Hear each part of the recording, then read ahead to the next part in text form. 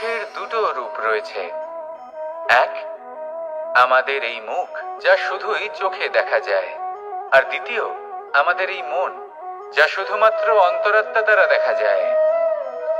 এবার আমাদের এই মুখ তা ঈশ্বর সকলকেই আগে থেকেই প্রদান করেছেন, কিন্তু এই মন কেমন হবে তা আমাদের জীবনের অনুভূতি এবং আমাদের জীবনের লক্ষ্য এগুলি সুনিশ্চিত করে। অর্থাৎ নেত্র দিয়ে দেখা যায় আমাদের এই মুখ, তা শুধুই এই কারণে প্রয়োজন যাতে সংসার আমাদের দেখতে পায়, আমাদের চিনতে পারে। কিন্তু যদি এই সংসারে আপনি প্রকৃত অর্থে মান সম্মান লাভ করতে চান, তাহলে নিজের অন্তরাত্মাকে আপনাকে বিকশিত করতেই হবে। দেখুন, কথায় আছে এই যে অসুর, তা শারীরিকভাবে উপস্থিত নয়, তা মনের মধ্যে থাকে। যদি এই মন থেকে অসুরকে বের করে দেওয়া যায়, তাহলে শরীরে তা উপস্থিত থাকবেই না। তাই মনকে শুদ্ধ করুন আর আমার সাথে ভালোবেসে বলুন, রাধা রাধা। পরিশ্রম, এই শব্দগুলি শুনতে হয়তো ছোট মনে হয়, কিন্তু এর মূল্য অনেকটাই অধিক। এবার প্রয়াসও কিন্তু দুই ধরনের হয়। একটা প্রয়াস তাই যা আমরা নিজের মন থেকে, অন্তর থেকে সমগ্র শক্তি দিয়ে করার চেষ্টা করি। এবারে এই প্রয়াস প্রচেষ্টার নামান্তর। কিছু প্রয়াস এমন হয় যেমন দ্রুতক্রীড়া খেলা। মানুষ বলেন, আজ একটু প্রয়াস করি, একটু দ্রুতক্রীড়া খেলেই দেখি, যদি বিজয়ী হই তবে ভালো ব্যাপার, যদি না হই তবে আর কখনো খেলবো না। এটাও কিন্তু প্রয়াস, কিন্তু এই প্রয়াস পরিশ্রম নয়। পাণ্ডবদের দেখুন, ওনারা যখন পরিশ্রম করেছিলেন তখন খাণ্ডবপ্রস্থকেও ইন্দ্রপ্রস্থ বানিয়েছিলেন। দ্রুতক্রীড়া খেললেন, সেই মুহূর্তেই ইন্দ্রপ্রস্থ হারিয়ে ফেললেন। পরিশ্রম করলেন, সগৌরবের রাজা হলেন। দ্রুতক্রীড়া খেললেন, তখন এক মুহূর্তে রাজা থেকে নিঃস্ব হয়ে গেলেন। সারমর্ম এটাই যে দ্রুতক্রীড়া কখনো কখনো আপনার মিত্র হতে পারে, কখনো সে আপনাকে বিজয়ী করতে পারে, কিন্তু প্রয়াস এবং পরিশ্রম যখন একসাথে মিলিত হয় তখন তা সর্বদাই আপনার সাথে থাকে। প্রয়াস করতে থাকুন, পরিশ্রম করতে থাকুন, আর আমার সাথে ভালোবেসে বলুন, রাধা রাধা। কখনো কোনো বাগানের কোনো বৃক্ষকে দেখেছেন যেখানে সুগন্ধি ফুল থাকে, রসালো ফল থাকে? তখন মন প্রফুল্ল হয়ে ওঠে, মন থেকে সেই বৃক্ষের প্রতি ভালোবাসা জন্মায়। কিন্তু যিনি বাগানের মালিক, শুধুমাত্র তিনিই জানেন যে কিভাবে এই বৃক্ষকে আগলে রাখতে হয়, কিভাবে তার পরিচর্যা করলে এতে সুন্দর সুগন্ধি ফুল হবে, রসালো ফল হবে। কখনো কখনো প্রয়োজনের থেকে বেশি রোদ পেলে এই বৃক্ষগুলি শুকিয়ে যায়, প্রয়োজনের থেকে কম রোদ পেলেও এই বৃক্ষ কিন্তু শুকিয়ে যায়। প্রয়োজনের থেকে কম জল যদি পায়, এই বৃক্ষ শুকিয়ে যেতে পারে। প্রয়োজনের থেকে অতিরিক্ত জল যদি পায়, তখনও এই বৃক্ষের শিকড়গুলি নষ্ট হয়ে যেতে পারে। এবার এটাই কিন্তু আমাদের সংসারের সাথেও হয়। আমাদের সংসারের সকল প্রতিভাশালী ব্যক্তি, যেমন লেখক, বিচারক, প্রবক্তা, যোদ্ধা, এদের সবার ক্ষেত্রে এই কথাটাই প্রযোজ্য। যদি বেশি প্রশংসা করা হয় তাহলেও এরা হারিয়ে যাবেন। প্রয়োজনের থেকে বেশি যদি নিন্দা করা হয় তখনও তারা নত হয়ে পড়বেন। তাহলে আপনি এদের রক্ষা করুন এবং নিজেদেরও। মনে রাখবেন একটা কথা, জেনে রাখুন কখন কোন নিন্দায় আপনি লজ্জিত হবেন না, আর কখন কোন প্রশংসার দ্বারা নিজের মধ্যে অহংবোধ জাগ্রত করবেন না। এই মন সুপ্রসন্ন হয়ে বলবে, রাধা রাধা। আমাদের গৃহে অনেক কক্ষ রয়েছে, কিন্তু এমন কি আছে যে একটাই থাকে? আমাদের গৃহের দ্বার। এমন কেন হয়? অনেক দ্বার তো থাকতেই পারে। ভেবে দেখুন, একটা বিশাল ভবন রয়েছে, তার চতুর্দিকে অনেক দ্বার আছে। ভালোই হবে, যাতায়াত করতে সুবিধা হবে, কিন্তু এমন আমরা কেন করি না? এবার আপনি বলবেন যে এটার উত্তর তো সহজ, যতগুলো দ্বার থাকবে ততজন দ্বারপালও থাকবে। কে কখন কোথা থেকে আসবে, কোথায় চলে যাবে সেদিকে খেয়াল থাকবে না। চুরির সম্ভাবনাও বেড়ে যাবে। যাক, এই বিষয় অন্তত আপনি বোঝেন। সেই জন্য আপনার গৃহে একটাই দ্বার রয়েছে, কিন্তু আপনার মনের বিষয় কি জানেন? আপনার মনেও কি কোনো দ্বার আছে? নেই। তার মানে যে কোনো ব্যক্তি যেখান থেকে খুশি আসতে পারে আর আপনার মনে যা খুশি প্রবেশ করিয়ে চলে যেতে পারে। কোনো বাধার সম্মুখীন না হয়ে কোনো ব্যক্তি আপনার মনে যা কিছু প্রবেশ করিয়ে চলে যাবে, তা সে আমাদের পক্ষে শুভ হোক, অশুভ হোক বা যতই ঘাতক হোক না কেন। সেই ভাবনা হতে পারে বাসনাময়, ক্রোধে পরিপূর্ণ, মতভেদে পরিপূর্ণ, বিদ্বেষ বা অহংকারে পরিপূর্ণ, বা কোনো ব্যর্থ ভাবনা হতে পারে। বিশ্বের যে কোনো ভাবনা মনে এসে বসবাস করতে পারে। এবার মনে যা ভাবনা থাকবে, মন সেটাই অনুভব করবে। নেতিবাচক ভাবনা যদি মনে ঘর করে, মন সুখ অনুভব কি করে করবে? সেই জন্য আবশ্যক হলো মনের মাঝে ইতিবাচক সত্তার দ্বার গড়ে তোলা। অর্থাৎ কোনো ভাবনা যদি আসে এবং ইতিবাচক হয়, তাহলে তাকে মনে প্রবেশ করতে দিন। যদি তা আপনাকে আর্থিক, সামাজিক, পারিবারিক, আধ্যাত্মিক লাভ দেয়, তাহলে তাকে প্রবেশ করতে দিন। যদি না দেয়, যদি তা নেতিবাচক ভাবনা হয়, তাকে দ্বার থেকেই আবার ফিরিয়ে দিন। জীবনে শিখরে পৌঁছানোর জন্য মানুষের কি প্রয়োজন হয়ে থাকে? সিঁড়ির। কিন্তু তাও প্রত্যেক মানুষ, প্রত্যেক ব্যক্তি শিখরে পৌঁছতে পারেন না। এর কারণ কি? কারণ একটা হতে পারে যে মানুষ কল্পনা করতে থাকেন কিন্তু সিঁড়ি খুঁজে পান না। কিছু মানুষ খুঁজে নেন, কিন্তু তা পেয়ে এতটাই প্রসন্ন হয়ে যান যে তারপর আর কোনো কর্মই করেন না। খুব সোজা ব্যাপার। অনেক মানুষ সিঁড়ি খুঁজে পান না, আর যদি পেয়েও যান, তাও যতক্ষণ না তাতে চড়ছেন সেই শিখরে পৌঁছবেন কি করে? যতক্ষণ না আপনি পরিশ্রম করছেন, যতক্ষণ না সেই সিঁড়িতে আপনি চড়ছেন, যতক্ষণ না ক্লান্ত হচ্ছেন, আপনার পায়ে হাঁটুতে ব্যথা না হচ্ছে, ততক্ষণ এই শিখরে পৌঁছানোর সৌভাগ্য লাভ করতে পারবেন না। তাহলে কল্পনার সাথে কর্ম করুন, পরিকল্পনার সাথে পরিশ্রম করুন, সব কিছু পাবেন। আসুন আমার সাথে ভালোবেসে বলুন, রাধা রাধা। সমস্যা, কঠিন সময়, সংকট, বিপদ কার জীবনে নেই? প্রত্যেকের জীবনে আছে। কিন্তু আমাকে একটা কথা বলুন, যদি নৌকায় ঢেউকে ভয় পেতে শুরু করে, তাহলে সাগর পার করবে কে? কখনো কোনো ছোট্ট পিঁপড়েকে দেখেছেন, যে আকারে হয়তো ছোট হতে পারে কিন্তু বড় শিক্ষা দিয়ে যায়? কিন্তু আমরা শিখি না। এবার দেখুন একটা পিঁপড়েকে, যে ভোজনের খোঁজে বাইরে বের হয়, একটা ছোট্ট দানা তুলে নেয়। ছোট দানা তোলে কারণ তার থেকে বেশি সে তুলতেই পারবে না। সে দানা নিয়ে চলতে শুরু করে, কোনো দেওয়ালে উঠে পড়ে, আবার পড়েও যায়। সেই দানা দূরে কোথাও একটা পড়ে যায়, তা আবার খোঁজে, তুলে নেয়, আবার চলতে থাকে। পড়ে যায়, আবার ওঠে, পড়ে যায়, আবার ওঠে। সেই দানাটা রেখে দেয়, আবার বেরিয়ে পড়ে ভোজনের খোঁজে। পরিশ্রম করতে থাকে কিন্তু হার মানে না। এই শিক্ষাই তো আমাদের প্রাপ্ত করতে হবে।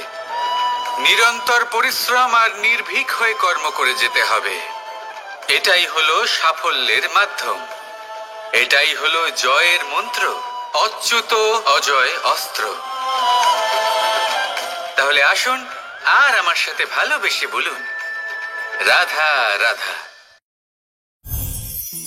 আকাঙ্ক্ষা কখন লোভে পরিণত হয়ে যায় তা কেউ বলতে পারে না। এবার তার পরিণাম কি হতে পারে তাও আমরা কেউ জানি না। আজ আমি আপনাকে বলছি, কোনো ব্যক্তি সব থেকে বেশি ক্ষতির সম্মুখীন তখনই হয় যখন সে এটা মনে করে যে সে সব থেকে বেশি সুরক্ষিত স্থানে রয়েছে। সে ভাবে যে সে সেখানে সুরক্ষিত রয়েছে। সে তখন অসাবধান হয়ে পড়ে, আর তখনই তাকে জীবনের সব থেকে বড় ক্ষতির সম্মুখীন হতে হয়। নিঃস্ব হয়ে যাওয়ার পরিস্থিতি কোনো মানুষের জীবনে তখনই আসে যখন তার কাছে প্রচুর সম্পত্তি থাকে এবং সে তার থেকেও অনেক বেশি সম্পত্তি অর্জন করতে চায়। সেই অনেক বেশি সম্পত্তি অর্জন করার চেষ্টায় সে এমন কিছু করে বসে যার ফলে তাকে সমস্ত সম্পত্তি হারাতে হতে পারে। একজন রচনাকার নিজেই নিজের প্রতিভা একদম শেষ করে দিতে পারে যখন সে অনেকগুলো কাজ নিজের কাঁধে নিয়ে নেয়। একটা গুরুত্বপূর্ণ কথা সবসময় মনে রাখবেন, আজ আপনি যেখানেই থাকুন না কেন, যেমনই যে কোনো স্থানেই থাকুন না কেন, এর পেছনে আপনার আকাঙ্ক্ষার একটা বিশাল ভূমিকা রয়েছে।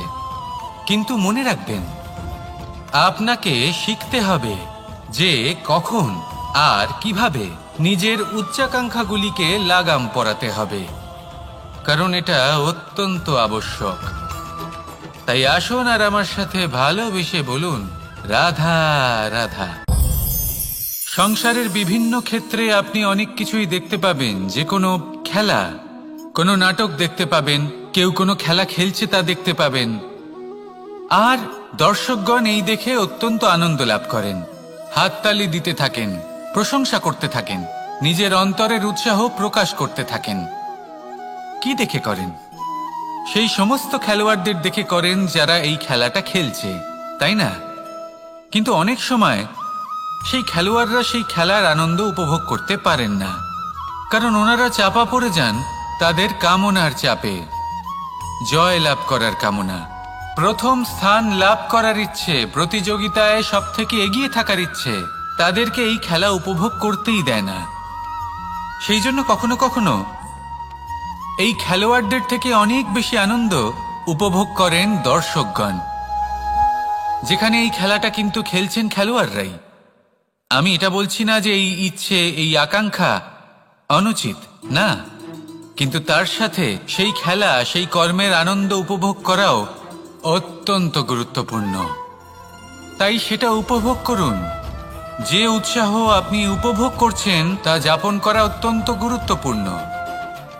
দেখুন, সত্যি বলতে এটা কিন্তু আপনার অধিকারও বটে। আপনি যে কর্ম করছেন তার ফল তো আপনি অবশ্যই পাবেন। সেটা যখন আপনি পাচ্ছেন তখন আপনার তা উপভোগ করা উচিত। সেটাই করুন। জীবনে সফলতা এবং অসফলতা এরা আসা যাওয়া করতে থাকে। যখন সাফল্য আসবে তখন তা উপভোগ করুন, যখন অসফলতা আসবে তখন তার থেকে শিক্ষা লাভ করুন। সাফল্য আপনার কাছে আবার ফিরে আসবে। আর এই মন, আপনি তো জানেন, এই মন প্রসন্ন হয়ে বলবে, রাধা রাধা। ভোজন, এই সংসারে যেই হোক না কেন, কোনো মানুষ হোক, কোনো প্রাণী হোক, কোনো কীট হোক বা কোনো বনস্পতি হোক, প্রত্যেকের জন্য ভোজন অতি আবশ্যক। কারণ ভোজন থেকেই শক্তি পাওয়া যায়, আর সেই শক্তি দিয়েই সংসারের, আমাদের জীবনের সমস্ত কার্য করা যায়। এবার এমন এক ধরনের শক্তি হয় যা শীতের ঋতুতে সূর্য থেকে আমরা পেয়ে থাকি, আর আরেক ধরনের উত্তাপ হয় যা দিয়ে ভোজন রান্না করা হয়, সুস্বাদু নানান ধরনের ভোজন। এবার অত্যন্ত গুরুত্বপূর্ণ হলো যে ব্যক্তি সেই ভোজন বানাচ্ছেন তার মানসিক পরিস্থিতি, এবং সেই ব্যক্তি যিনি ভোজন গ্রহণ করছেন তার মানসিক অবস্থা। যখনই আপনি ভোজন বানাচ্ছেন তখন ভালোবাসার সাথে কাজটা করুন, ধন্যাত্মক ভাব নিয়ে, সৎ ভাবনার সাথে। কারণ আপনার এই মানসিক স্থিতি শক্তির আকারে সেই খাদ্যের সাথে মিলেমিশে যায়। আর যখনই আপনি ভোজন গ্রহণ করছেন তখন সদ্ভাবনার সাথে, প্রসন্নতার সাথে গ্রহণ করুন, ধন্যাত্মক ভাব নিয়ে। যদি আপনি প্রসন্নতার সাথে রান্না করেন, প্রসন্নতার সাথে খাদ্য গ্রহণ করেন, তাহলে আপনি প্রসন্নই থাকবেন, আর মন সুপ্রসন্ন হয়েই বলবে, রাধা রাধা। কখনো কোনো চাতক পাখিকে দেখেছেন? কথায় আছে যে বছরে মাত্র একবার সে তার তৃষ্ণা মিটিয়ে থাকে, আর তাও আকাশে ভেসে থাকা মেঘের দ্বারা ঘটানো বৃষ্টির জলের ফোঁটা থেকে। আর কোথাও থেকে সে তার তৃষ্ণা পূরণ করে না। সারা বছর সে নিদারুণ গরম সহ্য করে, তীব্র শীতও সহ্য করে, শুধু এই আশা নিয়ে যে বছরে একবার অন্তত সেই মেঘের ঘন ঘটা হবে, বৃষ্টি হবে, আর সে তার তৃষ্ণা নিবারণ করবে। এটা আসলে কি? এটা আসলে বিশ্বাস।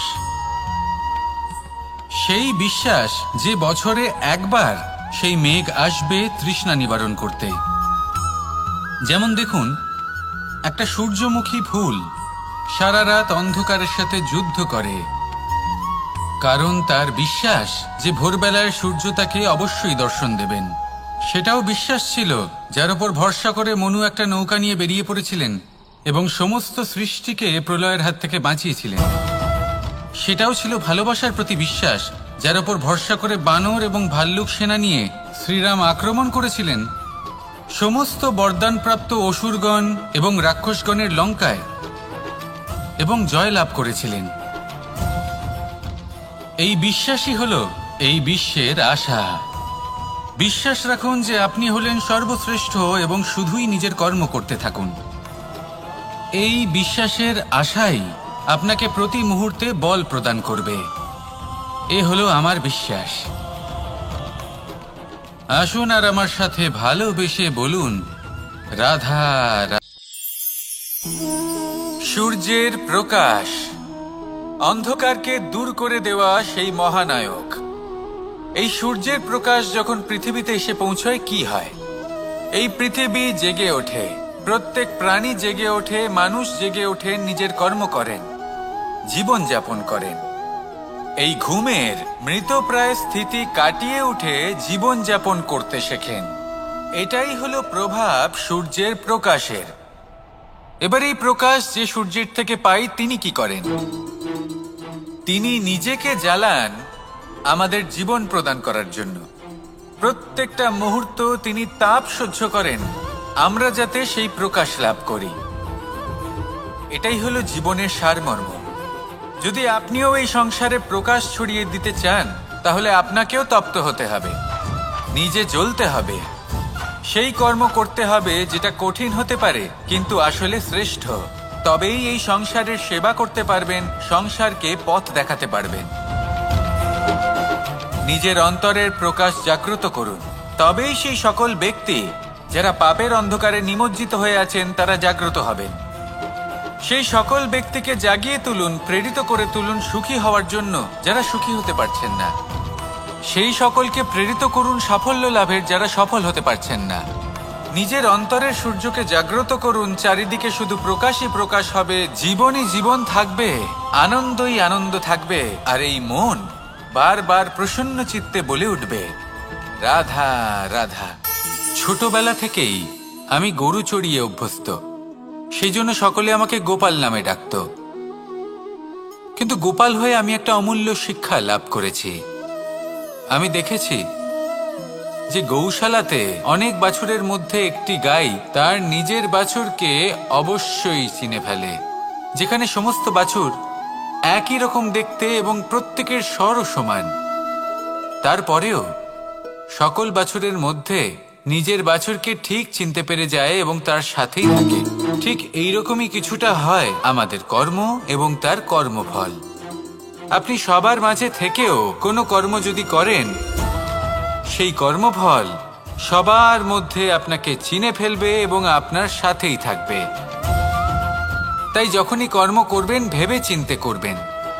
কোনো কর্ম করার আগে একবার ভেবে দেখুন, তাহলে জীবনে বারংবার অনুতপ্ত হতে হবে না। কারণ বিষয়টা কিছুটা এরকম যে এই সংসারে আপনি কাল, কর্মফল এবং সময় এই তিনের হাত থেকে কখনো লুকোতে পারবেন না, কখনো পালাতেও পারবেন না। আসুন আমার সাথে ভালোবেসে বলুন রাধা রাধা। আভূষণ, কার না ভালো লাগে এই আভূষণ? আমরা পরিশ্রম করি, ধন অর্জন করি আর আভূষণ কিনে থাকি, কখনো নিজের জন্য, কখনো বা তাদের জন্য যাকে আমরা ভালোবাসি, বা তাদের জন্য যাকে আমরা সম্মান করি। হয়তো সেই জন্যই সীতা চূড়ামণি ধারণ করেছিলেন এবং আমি সামন্তকমণি। কিন্তু এটাই কি সেই প্রকৃত আভূষণ যা আপনার মূল্য বৃদ্ধি করে? না। শ্রীরামের আভূষণ হলো ওনার নম্র ভদ্র ব্যবহার। মাতা সীতার আভূষণ হলো ওনার সততা, ওনার নিষ্ঠা, ওনার ত্যাগ। অর্জুনের আভূষণ ছিল ওনার একাগ্রতা। রাধার আভূষণ ওনার প্রেম। এই আভূষণ কোথাও নেই, আপনার মনে আছে। যদি আপনার মনে মিষ্টতা থাকে, তা শান্ত হয়, তাতে সততা থাকে, নিষ্ঠা থাকে এবং প্রেম থাকে, তাহলে আপনার অন্য আর কোনো আভূষণের কোনো প্রয়োজন নেই। আপনি যতই ভিড়ের মাঝে থাকুন, আপনার ঔজ্জ্বল্য চোখে পড়বে। আসুন আর আমার সাথে ভালোবেসে বলুন, রাধা রাধা। প্রেমের পরিভাষা আসলে কি? ভিন্ন ভিন্ন ধরনের ব্যক্তি, ভিন্ন ভিন্ন ধরনের প্রেমী, আলোচক বিভিন্ন ধরনের পরিভাষা প্রদান করেন এই প্রেম নিয়ে। কিন্তু প্রত্যেকের মনেই কখনো কখনো এই প্রশ্ন এসেছে, এই ভালোবাসা আসলে কি? নিজের প্রিয়তমকে জয় করাই কি প্রেম? চার হাত এক হয়ে যাবার নামই কি প্রেম? নিজের আবেগ ব্যক্ত করাই কি ভালোবাসা? না, প্রেমের অর্থ কাউকে লাভ করা নয়, বরং তার মাঝে বিলীন হয়ে যাওয়া। যদি কারোর হাত ধরে থাকি, তাহলে আজীবন তার সাথে পথ চলা হলো প্রেম। প্রেম শুধুমাত্র সেটা নয় যা প্রেমী আর প্রেমিকার কেশদামে মালা বেঁধে দেয়। মাতা পিতার জন্য দিনরাত পরিশ্রম করা, নিজের পরিবারের জন্য দিনরাত পরিশ্রম করা, সেটাও প্রেম। নিজের বন্ধুদের জন্য, আপনজনের জন্য সবকিছু উজাড় করে দেওয়ার নাম হলো ভালোবাসা। নিজের মাতৃভূমির জন্য সাহসের সাথে লড়াই করা এবং আনন্দে নিজের জীবন ত্যাগ করে দেওয়াও কিন্তু প্রেমের নামান্তর। সেই জন্য যারা বুদ্ধিমান ব্যক্তি, তারা কখনো প্রেমের পরিভাষা খুঁজতে চান না, কারণ তারা জানেন যে এই প্রেম কতটা বিশাল। তারা জানেন যে এই প্রেম হলো এক বিশাল সাগর, যাকে নিজের মুঠোয় ধরে রাখা যায় না। সেই জন্য এই প্রেমের সাগরে ডুবে যান এবং সকলকে ভালোবাসতে শিখুন। যদি সবাইকে ভালোবাসতে পারেন, তাহলে তাদেরও কল্যাণ হবে যারা আপনাকে ভালোবাসে, তাদেরও কল্যাণ হবে যাদেরকে আপনি ভালোবাসেন, আর আপনারও কল্যাণ হবে। আর তখন এই মন ভালোবেসে বলবে, রাধা রাধা। হাস্য, হাসি জীবনে অত্যন্ত মূল্যবান হয়। কথায় আছে যে হাসি এবং হাস্য আমাদের জীবনে ওষুধের মতো কাজ করে, আমাদের সুস্থ রাখে, আমাদের জীবনের অনুভূতিগুলিকে আরো সুন্দর করে তোলে। কিন্তু প্রত্যেক ওষুধের মতোই এর সাথেও এটাই হয়। প্রত্যেক ওষুধ সঠিক সময়ে, সঠিক মাত্রায়, সঠিকভাবে গ্রহণ করতে হয়। যদি এরকম না হয়, তাহলে এই ঔষধও শরীরের ক্ষতি করে দিতে পারে। এবার আপনি ভাবতে পারেন, হাসি থেকে কিভাবে ক্ষতি হতে পারে? আপনি যদি অন্য কারোর উপরে হাসেন, তাহলে হয়তো তার মনে কষ্ট হতে পারে, তার অন্তরের মিত্র হয়তো শেষ হয়ে যেতে পারে, আর অন্তরের শত্রু জেগে উঠতে পারে। কিন্তু এটাই যদি আমরা সকলকে সাথে এনে সকলের সাথে হাসি, তাহলে হয়তো আমাদের অন্তরের, এই হৃদয়ের ভেতরে লুকিয়ে থাকা যে শত্রু, তা শেষ হয়ে যেতে পারে, আর অন্তরের বন্ধুসত্তা প্রকাশিত হতে পারে। ঠিক কি না? এবার আপনাকে উদাহরণ দিই। যখন দ্রৌপদী দুর্যোধনকে নিয়ে হেসেছিল, তখন তা মহাভারতের সৃষ্টির কারণ হয়েছিল। কিন্তু সেইখানেই যখন পার্থ আর মাধব একসাথে বসে মৃদুমন্দ হাসতেন, তখন ধর্ম স্থাপন করা হয়েছিল। তা আপনি কি চান? কাউকে নিয়ে হেসে তাকে আঘাত করতে চান, নাকি সকলকে একসাথে এনে তাদের হাসিয়ে তুলে ধনাত্মক প্রভাব ফেলতে চান? সিদ্ধান্ত আপনার। আসুন আর আমার সাথে ভালোবেসে বলুন, রাধা রাধা। মাঝে মাঝে কিছু মুহূর্তের জন্য চোখ বন্ধ করে ধ্যানের বেদিতে বসে ধ্যান করতে চেষ্টা করুন, আর বোঝার চেষ্টা করুন যে আমরা সর্বপ্রথম কি দেখতে পাচ্ছি, কি অনুভব করছি। আপনি দেখতে পাবেন সবার আগে আপনার চোখের সামনে আপনার দুষ্কর্মগুলিকে, আপনার লুকিয়ে থাকা ক্রোধ, অন্তরের যন্ত্রণা, ভয়, নিরাশা, এই সব কিছুই সবার আগে দেখতে পাবেন আপনি। আর এই সব কিছুই আমাদের দুঃখের কারণ হয়ে ওঠে। এই সব কিছু সারমর্ম কি? সারমর্ম শুধু একটাই, সেটা হলো এই যে আমাদের এই মন তা কিন্তু দুষ্কর্ম পছন্দই করে না।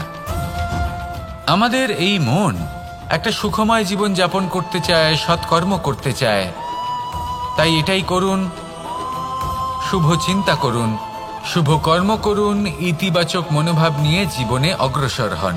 তারপর চোখ বন্ধ করে অন্তরে দেখতে থাকুন, দুঃখের আভাসই পাবেন না। এই মন প্রসন্নতা এবং প্রেমের দ্বারা পূর্ণ হবে এবং বারবার বলে উঠবে, রাধা রাধা।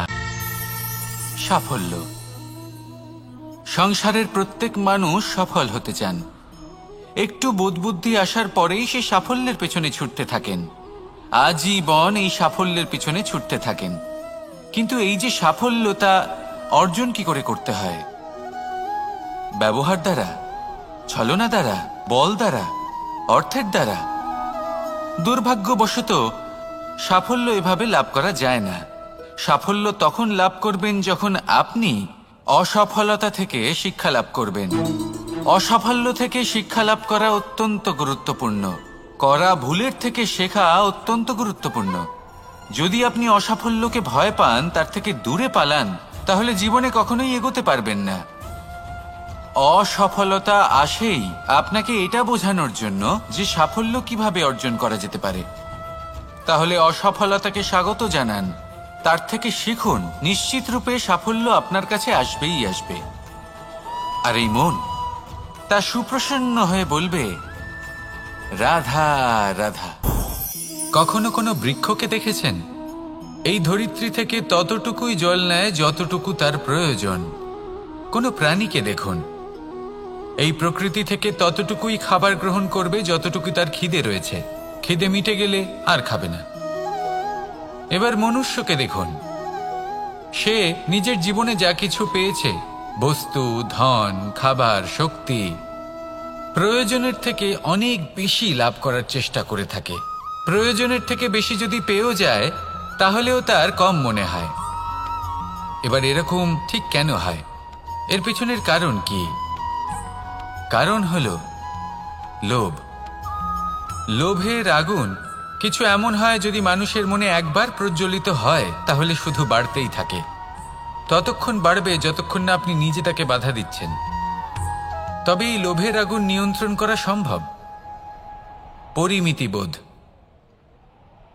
পরিমিতিবোধের চিন্তা। আপনাকে শুধু নিজেকে একটা সরল প্রশ্ন করতে হবে। যখনই মনের মধ্যে কোনো বস্তুর প্রতি, শক্তির প্রতি, ধনের প্রতি, ভোজনের প্রতি লোভ বেড়ে যায়, নিজেকে প্রশ্ন করুন, এটা কি আমার কাছে ততটাই প্রয়োজনীয় যতটা একটা বৃক্ষের কাছে জল, যতটা একটা প্রাণীর কাছে ভোজন? এটা কি ততটাই প্রয়োজনীয়? যদি উত্তর না হয়, তাহলে নিজেকে সেখানেই বাধা দিন। সেই ভাবনা সেখানেই ত্যাগ করুন, কারণ সেটাই হলো লোভ। ঠিক এইভাবেই প্রয়োজনীয়তার চিন্তা করে আস্তে আস্তে এই মন নির্লোভ হয়ে উঠবে। আর এই মন প্রসন্ন হয়ে বলবে, রাধা রাধা। এ হলো গোলাপ ফুল। একে আমরা সকলেই চিনি। সমগ্র সংসার ভালোবাসে এই পুষ্পকে। এই ফুল দেখতেও সুন্দর। সবথেকে বেশি গুরুত্বপূর্ণ কথা হলো এর সুগন্ধ, যা দূর দূরান্ত থেকে ব্যক্তিদেরকে আকৃষ্ট করে। এই সুন্দর পুষ্প একটু মন দিয়ে দেখলেই দেখা যায় এর নিচে কাঁটা রয়েছে।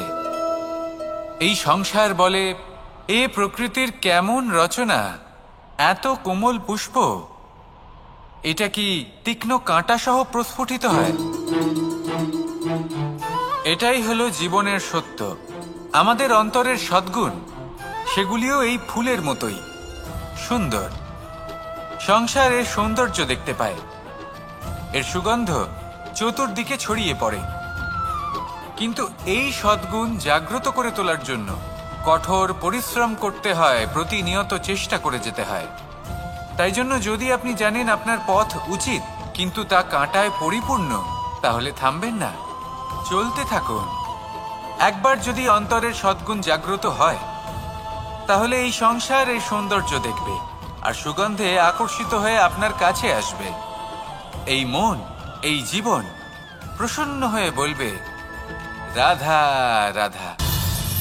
মানুষের এই জীবন, মানুষ জন্ম নেয়, একটা নির্দিষ্ট সময়ের পরে এই সংসার ত্যাগ করে চলেও যায়। এবার শুধু এটাই আবশ্যক নয় যে এই জীবনকালকে আপনি যাপন করবেন, শুধু এটাই গুরুত্বপূর্ণ নয়। আবশ্যক এবং গুরুত্বপূর্ণ হলো এটা যে এই জীবনকালে আপনি এমন কিছু করেন যাতে এই সংসারের মঙ্গল হয়, যাতে এই সংসার আপনাকে মনে রাখে, আপনার থেকে প্রেরিত হয়, আপনার মতো হতে চায়, প্রত্যেক বছর আপনার জন্মতিথির অপেক্ষা করে, এমনভাবে আপনার জন্মদিন পালন করে যাতে সেটা মহোৎসবের আকার ধারণ করে। এবার এই জন্মদিন এমনি এমনি মহোৎসবে পরিণত হয় না। তখন হয় না যখন কোনো ব্যক্তি রাজার রূপে বা কোনো গোয়ালার রূপে জন্মগ্রহণ করে। তখন পরিণত হয় যখন একজন মানুষ জন্মগ্রহণের পরে এই সংসারকে কোনো শিক্ষা দিয়ে যান। কিভাবে একজন মানুষ গোয়ালা থেকে রাজা হতে পারে, কিভাবে একজন মানুষ অসত্য থেকে সত্যের পথে চলতে শুরু করেন, অধর্ম থেকে ধর্মের পথে চালিত হতে পারেন, কিভাবে অন্ধকার থেকে প্রকাশের দিকে যেতে পারেন, কিভাবে নিজের আত্মাকে পরমাত্মার সাথে মিলিত করতে পারেন। তা সে রামনবমী হোক বা জন্মাষ্টমী হোক, তাদের জীবনের সাথে জড়িত প্রত্যেক মুহূর্ত একটা পরবের আকার ধারণ করে। তাহলে আপনিও এইভাবে নিজের জীবন যাপন করতে থাকুন। এই সংসারে শুধু ভালোবাসা বিতরণ করুন, কিছুটা এমনভাবে বিতরণ করুন যাতে আপনি এই সংসার থেকে চলে যাওয়ার পরেও এই সংসারে আপনি শুধুই ভালোবাসা বিতরণ করতে পারেন। যদি আপনি এরকম করেন, সংসারকে প্রেরণা দেন, তাহলে আপনার জীবনও রাধা কৃষ্ণের প্রেমের মতোই অলৌকিক এবং দৈব হয়ে উঠবে। আসুন আর আমার সাথে ভালোবেসে বলুন, রাধা রাধা। কথায় আছে সংসারে নাকি সকল রোগের ওষুধ আছে। যদি আপনি নিজের শরীরকে ভালোবাসেন তাহলে ব্যায়াম করুন, যদি নিজের নিঃশ্বাস প্রশ্বাসকে ভালোবাসেন তাহলে প্রাণায়াম করুন, যদি আপনি নিজের আত্মাকে ভালোবাসেন তাহলে ধ্যান করুন, কিন্তু যদি আপনি নিজের জীবনকে, পরমাত্মাকে ভালোবাসেন তাহলে সকলকে ভালোবাসতে থাকুন। এই ভালোবাসা অত্যন্ত গুরুত্বপূর্ণ এবং আবশ্যক। ভালোবাসার থেকে ভালো না কোনো ওষুধ আছে, না আছে কোনো আসন। এর থেকে ভালো না কোনো ব্যায়াম আছে আর না কোনো প্রাণায়াম। এই ভালোবাসা বড় বড় সমস্যারও সমাধান করতে পারে। ভালোবাসা বড় বড় বিপদকে আপনার থেকে দূর করতে পারে।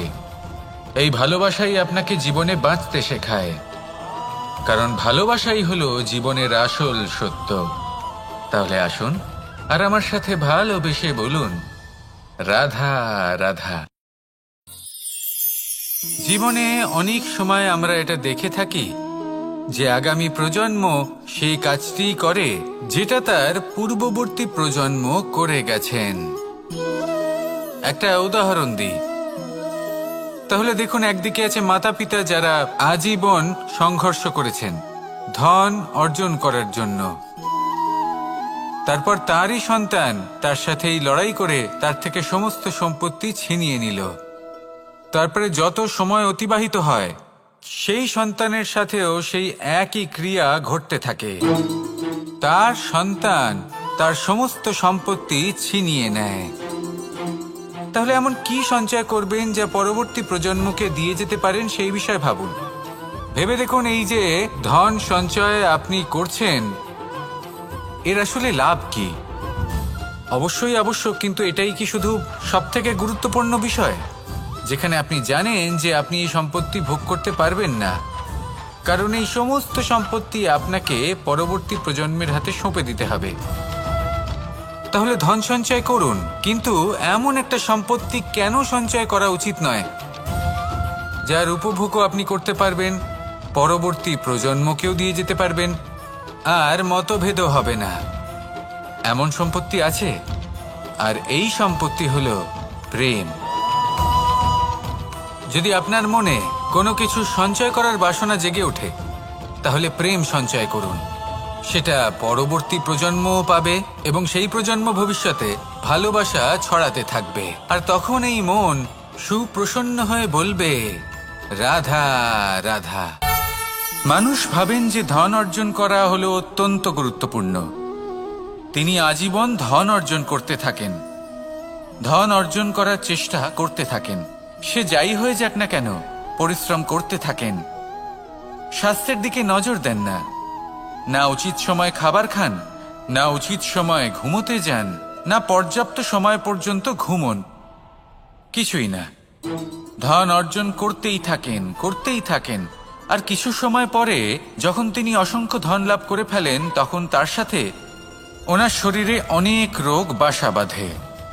এইসব রোগের উপচার করতে করতে সেই সমস্ত ধন যা উনি অর্জন করেছেন তা তিনি ব্যয় করে ফেলেন। শেষ পর্যন্ত কি হয়? আমরা যেভাবে এসেছি ঠিক সেইভাবেই ফিরে যাই, ধন এখানেই থেকে যায়।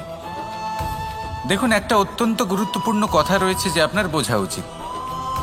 এই যে ধন, তার ব্যবহার করুন জীবনকে আরো ভালো করে তোলার জন্য। ধনের সদ্ব্যবহার করা উচিত, এমন যেন না হয় এই ধন আপনাকে ভোগ করে ফেলে। এই জীবনকে নিশ্চিত রূপে আরো শ্রেষ্ঠ করে তুলুন। কিন্তু এই ধন অর্জন করার এই প্রক্রিয়াতে নিজের সারা জীবনকে নষ্ট করে ফেলবেন না।